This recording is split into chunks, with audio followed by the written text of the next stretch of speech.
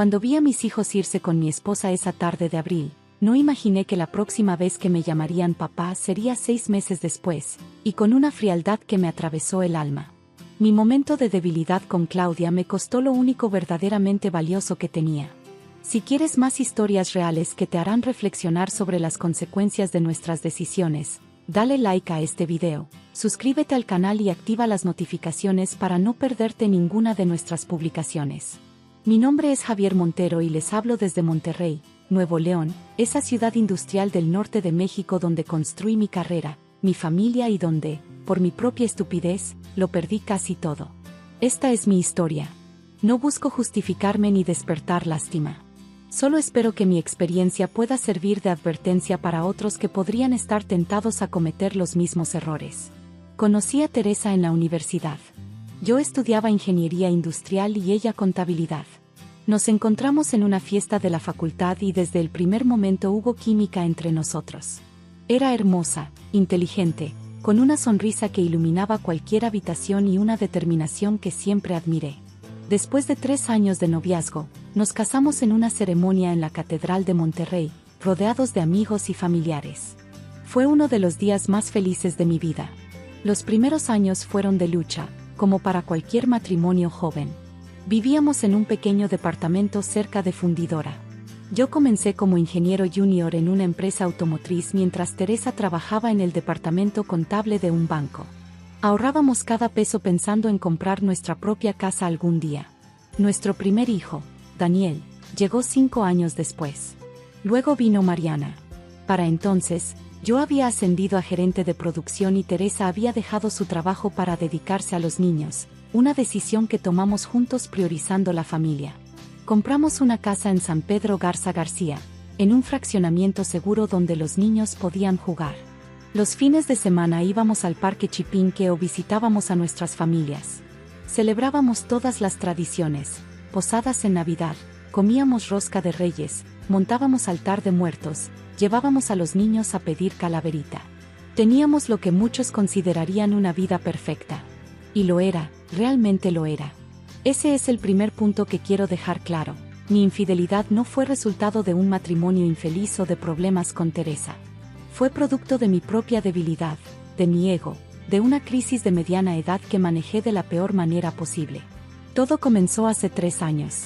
Había sido promovido a director de operaciones.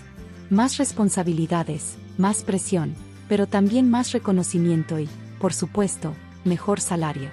Con el nuevo puesto vino una nueva oficina y una asistente personal, Claudia. Claudia era 15 años menor que yo, recién graduada, energética, ambiciosa. Al principio, nuestra relación fue estrictamente profesional. Ella era eficiente, aprendía rápido, se quedaba hasta tarde cuando era necesario. Le enseñé sobre la industria, la apoyé en su desarrollo profesional. No sé exactamente cuándo las cosas comenzaron a cambiar. Tal vez fueron esas noches trabajando hasta tarde en informes trimestrales. Quizás los viajes de negocios a la Ciudad de México o Querétaro. O simplemente la atención que me prestaba, la forma en que me hacía sentir, poderoso, interesante, admirado. Comenzamos a tomar café juntos durante los descansos, a almorzar ocasionalmente. Las conversaciones se volvieron más personales. Me escuchaba hablar sobre mis preocupaciones, sobre la presión del trabajo, sobre esa vaga sensación de que la vida estaba pasando demasiado rápido. Me hacía sentir comprendido de una manera que, justo entonces, no sentía en casa, donde las conversaciones giraban más en torno a los niños, las cuentas, lo cotidiano. La primera vez que cruzamos la línea fue después de una cena de celebración por cerrar un contrato importante. El equipo había salido a festejar, pero al final solo quedamos Claudia y yo. Habíamos bebido más de la cuenta. Me ofreció llevarme a casa, ya que no estaba en condiciones de manejar. En el estacionamiento del restaurante, en la intimidad de su auto, sucedió el primer beso. Debí haberme detenido ahí. Debí haber reconocido la gravedad de lo que estaba haciendo. Debí haber pensado en Teresa, en Daniel, en Mariana. Pero no lo hice. Al contrario, racionalicé lo sucedido. Solo fue un beso, estaba borracho, no significa nada. Pero significó el inicio de una aventura que duró 3 meses. Encuentros en hoteles, mensajes de texto a todas horas, Mentiras sobre viajes de trabajo o reuniones tardías. Me convertí en un experto en el engaño, en vivir una doble vida, en traicionar la confianza de quien más me amaba. Durante ese tiempo, me dije a mí mismo que podía mantener ambos mundos separados. Que lo que Teresa no supiera no podía lastimarla. Que era solo algo físico, sin importancia emocional. Mentiras, todas mentiras que me contaba para no enfrentar la realidad de lo que estaba haciendo. Y entonces, lo inevitable sucedió. Teresa encontró mensajes en mi teléfono. No había sido lo suficientemente cuidadoso. O quizás, en el fondo, quería ser descubierto, quería que algo detuviera esa espiral de engaños en la que me había sumergido. Recuerdo ese día con dolorosa claridad. Era un jueves por la noche. Llegué tarde a casa, como se había vuelto habitual. Los niños ya estaban dormidos. Teresa estaba sentada en la sala a oscuras, solo con la luz de una lámpara. Sobre la mesa de centro estaba mi teléfono. Había olvidado llevármelo esa mañana en mi prisa por salir. ¿Quién es Claudia?, preguntó con una voz que no reconocí. No era rabia lo que escuché, era algo peor, dolor puro, decepción, incredulidad. No pude mentir. No tenía sentido. Las pruebas estaban ahí, en mi propio teléfono. Le conté todo, intentando minimizar, tratando desesperadamente de controlar el daño. No significa nada, fue un error, te amo a ti. Palabras vacías frente a la magnitud de mi traición. Teresa no gritó, no hizo una escena. Solo me miró con esos ojos que siempre me habían mirado con amor, ahora llenos de un dolor indescriptible, y dijo, necesito que te vayas. Ahora. Esa noche dormí en un hotel. Creí, ingenuamente, que sería temporal. Que después de unos días, de unas semanas quizás, podríamos hablar, podría pedir perdón, podríamos ir a terapia de pareja. Que Teresa, quien siempre había sido comprensiva, quien siempre había puesto a la familia primero, encontraría la forma de perdonarme. No entendía entonces la profundidad de la herida que había causado. No comprendía que hay límites que, una vez cruzados, cambian las relaciones para siempre. Los días siguientes fueron caóticos. Teresa se negaba a hablar conmigo directamente, todo era a través de mensajes o de su hermana. Me permitió ver a los niños solo en presencia de un familiar. Daniel, de 10 años entonces, me preguntó por qué ya no vivía en casa. No supe qué responderle.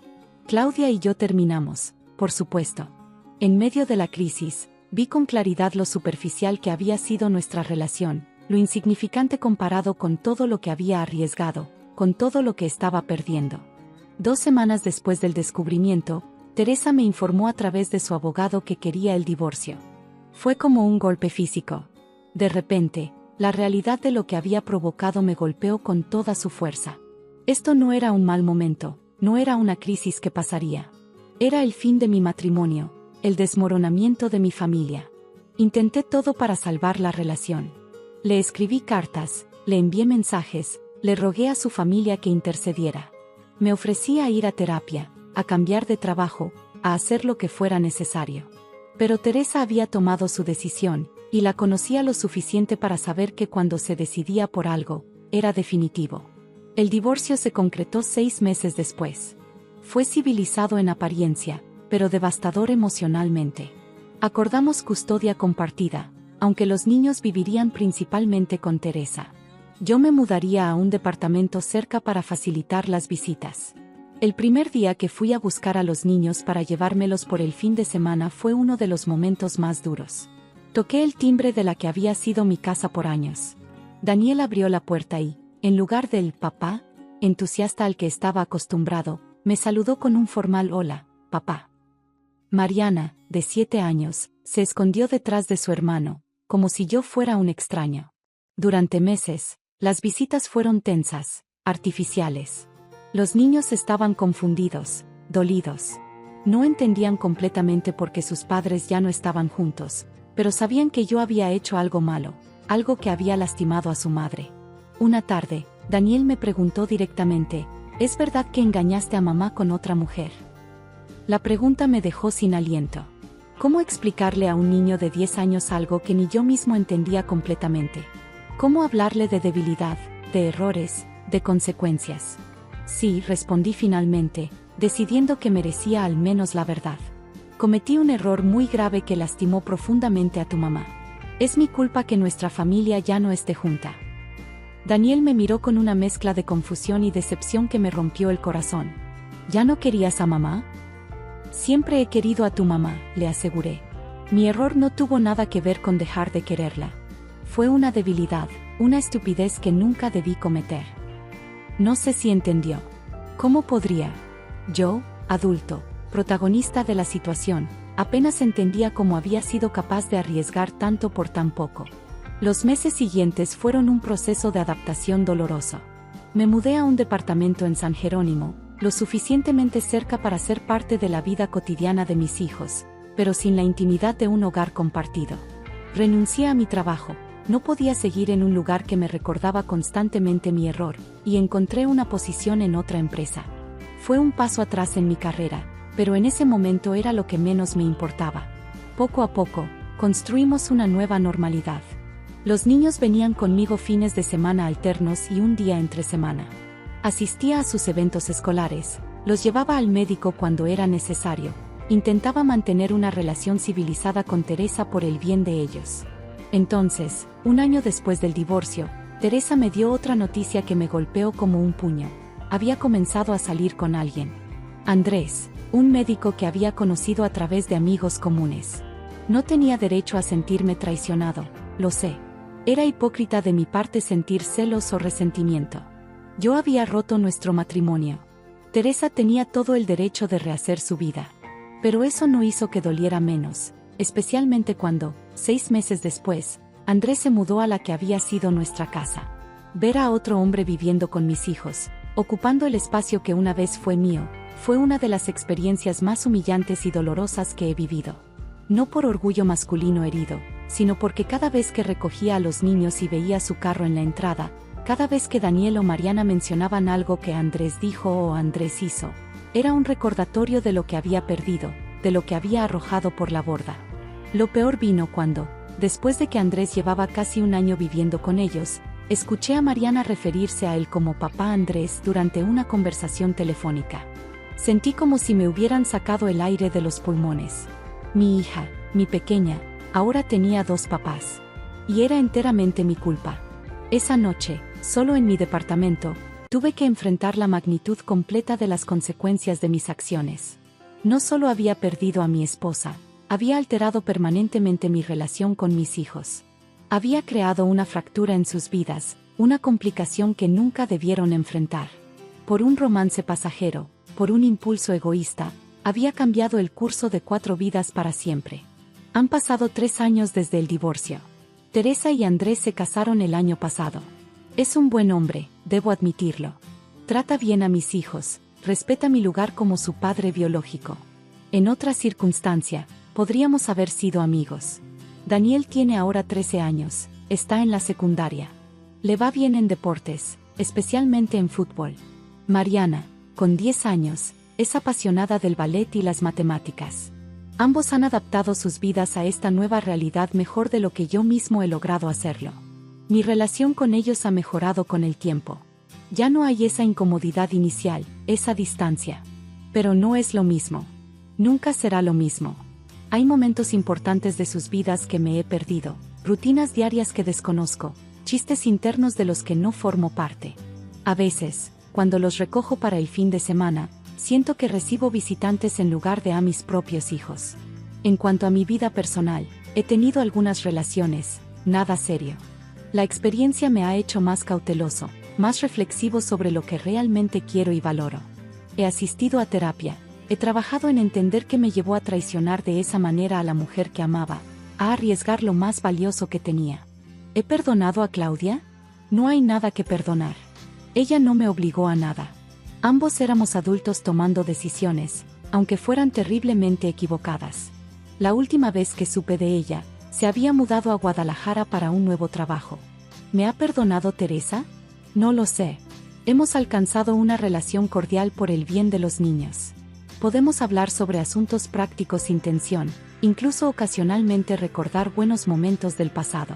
Pero hay una distancia, una reserva que no estaba antes. La confianza, una vez rota, es casi imposible de reconstruir completamente. ¿Me he perdonado a mí mismo? Estoy en ese proceso. No se trata de eximirme de culpa o de minimizar el daño causado. Se trata de aceptar lo sucedido, aprender de ello, y encontrar una forma de seguir adelante siendo un mejor hombre, un mejor padre, incluso si ya no puedo ser un buen esposo para Teresa. Si hay algo que quisiera que se llevaran de mi historia es esto: no existen las aventuras sin consecuencias.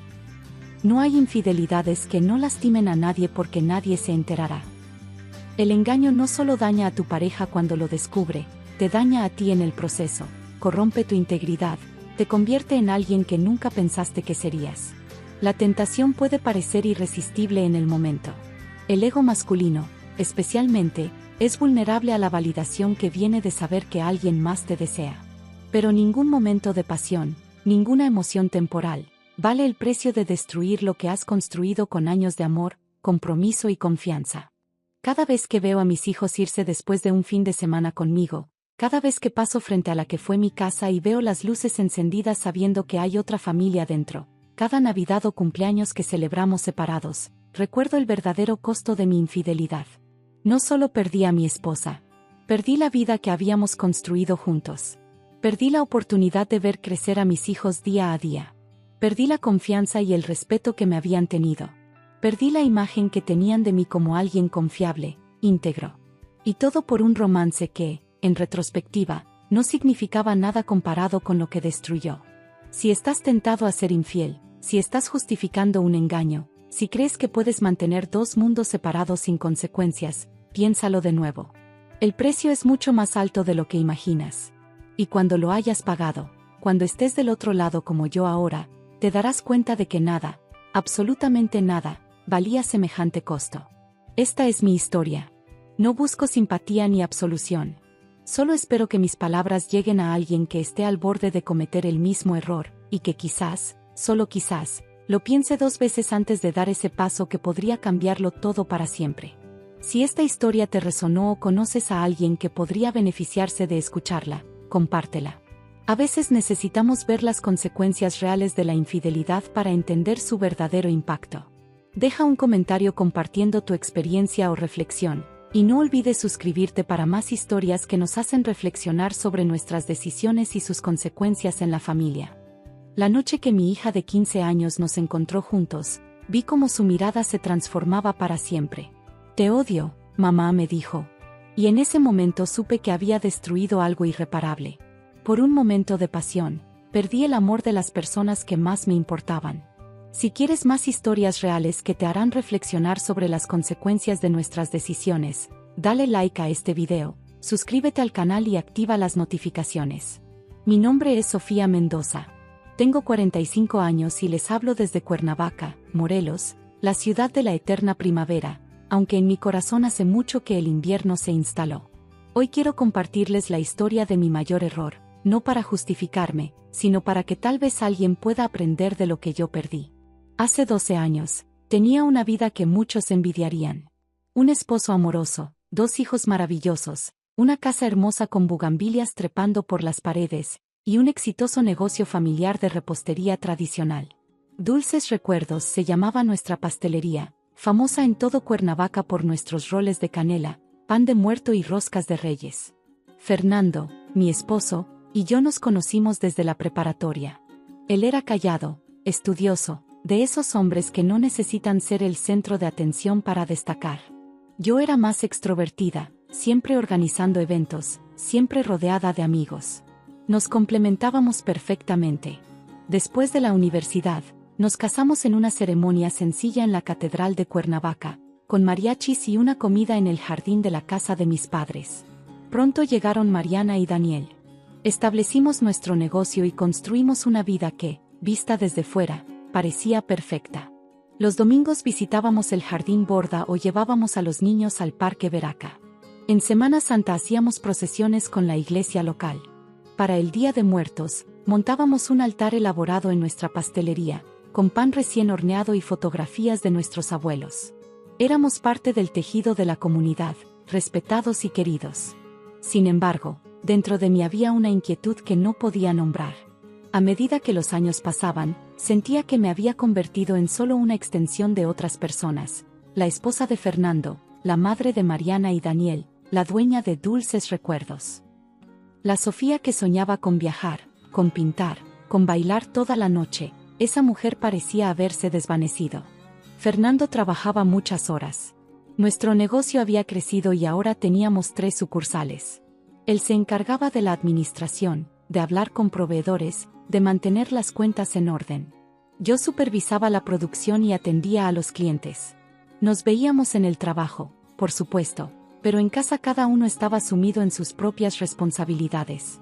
Él, revisando facturas hasta tarde.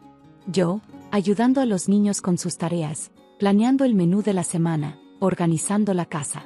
Nuestra vida íntima se había vuelto predecible, casi mecánica. Ya no conversábamos como antes. Ya no nos mirábamos a los ojos durante la cena. Estábamos juntos, pero a veces me sentía más sola que nunca. Fue entonces cuando Ricardo entró en nuestras vidas. Era amigo de Fernando desde la universidad, pero había vivido en España durante años. Regresó a México para abrir un restaurante en Cuernavaca y Fernando lo ayudó con los trámites legales, con encontrar local, con establecer contactos. Ricardo era todo lo que Fernando no era: espontáneo, extrovertido, lleno de historias sobre sus viajes por Europa. Venía a cenar a casa con frecuencia y traía un aire fresco a nuestras conversaciones. Hablaba de arte, de música, de lugares exóticos que yo solo había visto en fotografías. No sé exactamente cuándo las cosas comenzaron a cambiar. Tal vez fue aquella tarde en que pasó por la pastelería y me encontró llorando en la trastienda porque había discutido con Fernando. Me llevó a tomar un café y me escuchó durante horas. O quizás fue cuando lo encontré en el jardín Borda un domingo. Los niños jugaban cerca de la fuente y Fernando había tenido que quedarse trabajando. Ricardo se sentó conmigo en una banca bajo un ahuehuete centenario y por primera vez en años, sentí que alguien me veía realmente. Lo que comenzó como una amistad se convirtió en algo más. Mensajes de texto a todas horas. Encuentros casuales en el centro. Una mano que se demoraba demasiado en mi espalda. Miradas que decían lo que no nos atrevíamos a pronunciar. Yo sabía que estaba jugando con fuego. Sabía que lo correcto era alejarme, hablar con Fernando sobre mis sentimientos, buscar ayuda para nuestro matrimonio. Pero la atención de Ricardo era como agua en el desierto para mi ego marchito. Me hacía sentir deseada, interesante, viva de nuevo. La primera vez que nos besamos fue después de la fiesta de inauguración de su restaurante. Fernando había tenido que irse temprano por un problema en una de las sucursales. Ricardo me ofreció llevarme a casa. En el camino, nos detuvimos en un mirador con vista a la ciudad. Las luces de Cuernavaca brillaban bajo nosotros como estrellas caídas. «Eres demasiado especial para sentirte así de sola», me dijo antes de besarme. Debí haberme detenido ahí. Debí haber reconocido la línea que estaba a punto de cruzar. Pero no lo hice. Durante los siguientes 3 meses, vivimos un romance clandestino. Nos veíamos en su apartamento cuando supuestamente yo estaba en clase de yoga o visitando a una amiga. Construí una red de mentiras tan elaborada que a veces yo misma me la creía. Me decía que Fernando no me valoraba, que merecía ser feliz, que no estaba lastimando a nadie. Qué equivocada estaba. Todo explotó una tarde de junio. Mariana, mi hija de 15 años, había dicho que iría a estudiar a casa de una amiga. Pero se sintió mal y regresó antes. Ricardo y yo estábamos en casa, pensando que teníamos horas antes de que alguien volviera. Nos habíamos vuelto descuidados, confiados.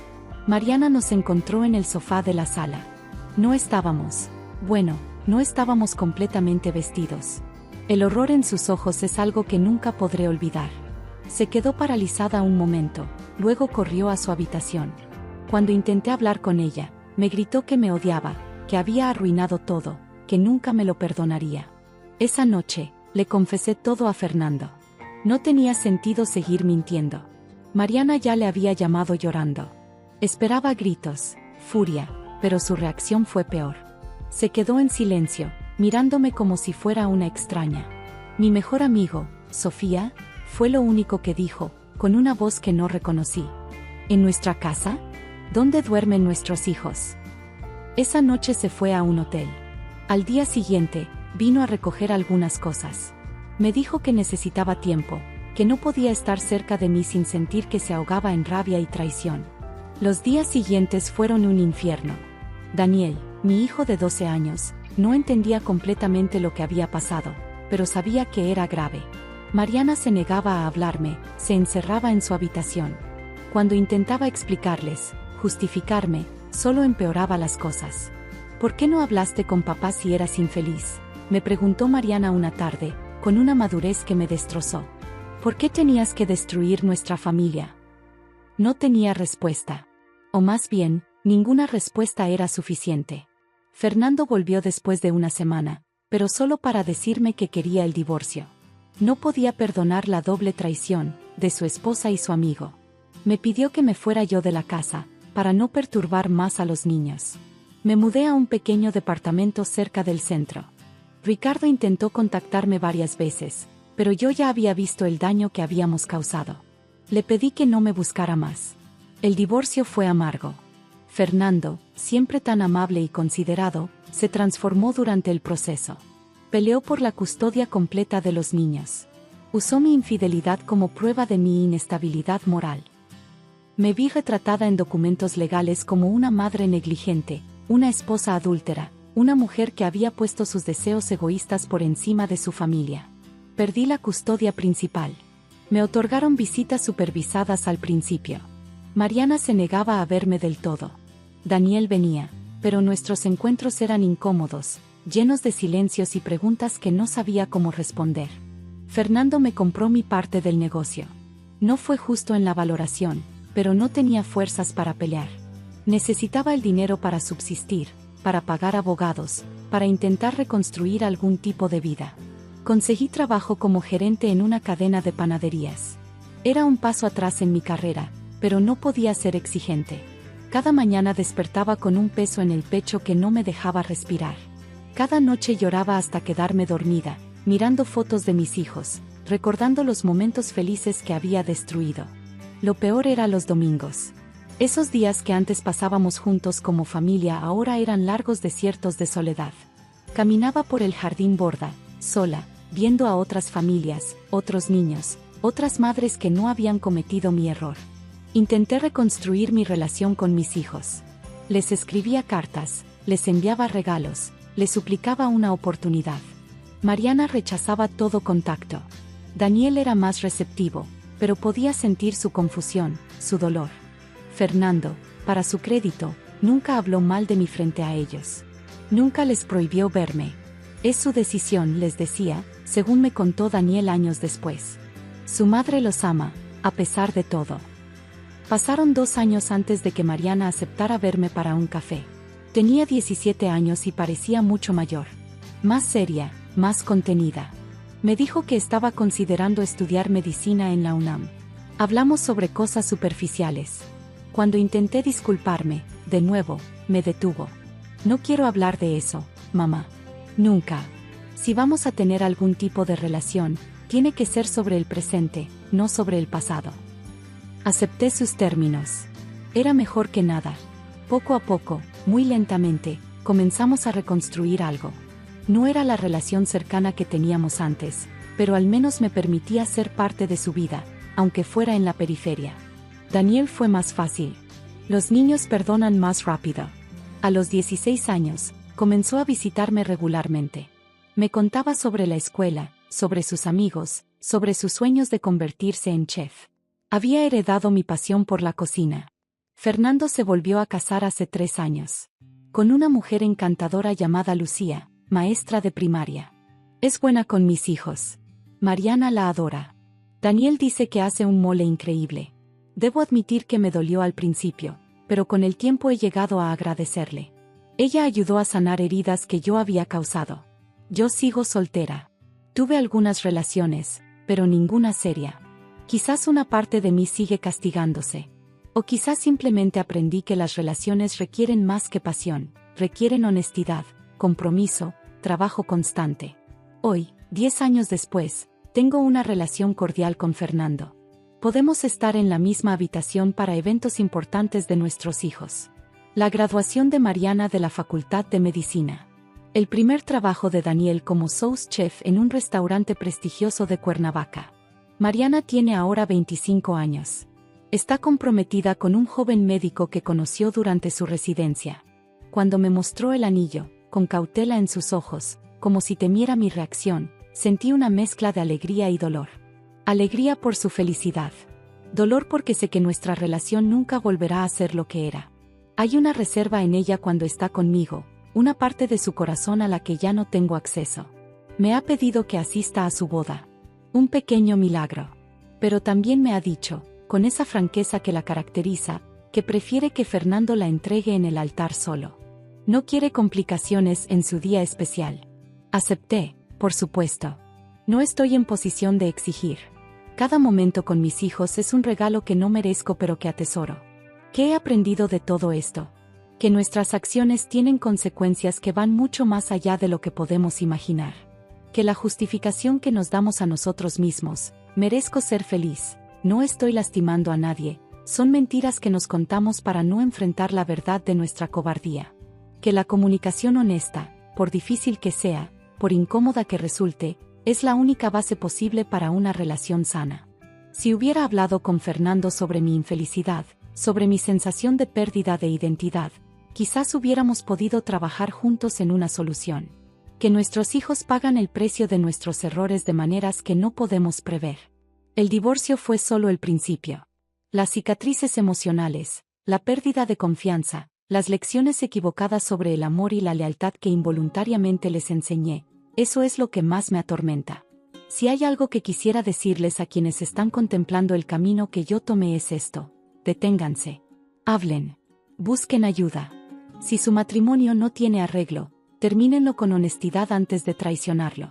La mentira lastima más que la verdad, por dura que ésta sea. Y si, como yo, ya cometieron el error, sepan que el camino de la redención es largo y doloroso, pero no imposible. No esperen perdón inmediato. No lo exijan. Gánenlo con paciencia, con consistencia, con humildad. Acepten las consecuencias de sus actos sin autocompasión. Hoy tengo una pequeña panadería propia.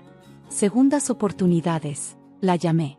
Es mucho más modesta que Dulces Recuerdos, pero es mía. Daniel viene a veces a experimentar con nuevas recetas. Mariana pasa ocasionalmente a tomar un café cuando su agenda de médico residente se lo permite. Son momentos preciosos, fragmentos de la vida familiar que una vez tuve y perdí. No soy la villana de esta historia, pero tampoco soy la víctima.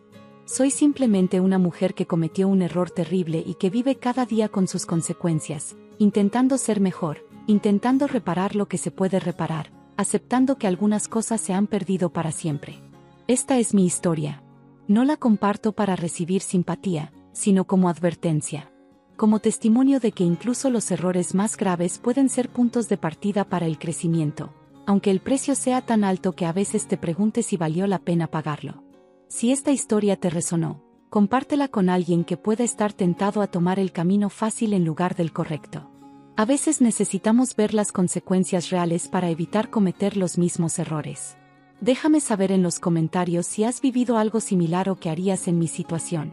Y no olvides suscribirte para más historias reales que nos hacen reflexionar sobre nuestras decisiones.